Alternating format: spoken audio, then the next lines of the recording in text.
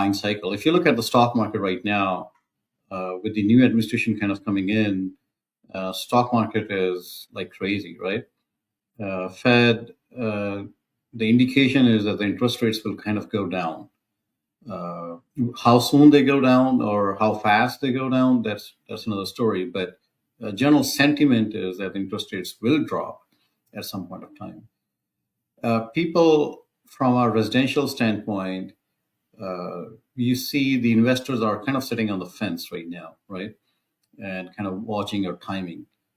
What's your outlook for the future?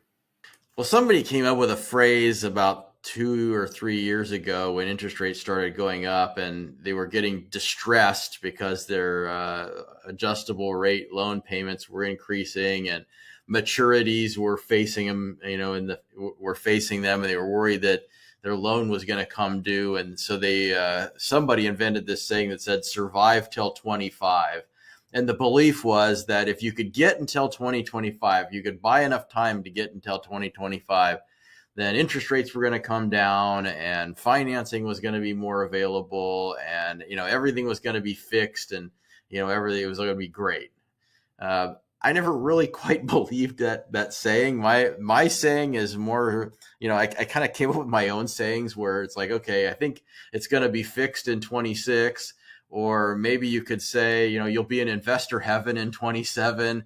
Or maybe you could say, if you wait till 28, you'll be too late. I mean, those I think are a little bit more descriptive of where I think we really are. I think 2025 is going to be a transition year where, the first thing that has to happen before prices go up is they have to stop going down. And I think 25 is likely to be that year when I think, rents will probably bottom out and we'll start to see rent growth again. Pricing will probably bottom out. Construction activity is going to top out, and deliveries will start to, and deliveries are kind of an inverse indicator to, market conditions for rent and price growth. When these deliveries top out, then that's going to support additional pricing and rent growth.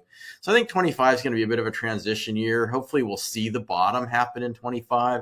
I don't know for sure that it will, because there may be a little bit of a hangover from, debt maturities and owner distress, borrower distress that may carry out into 26, and, it will mean that the bottom could get stretched.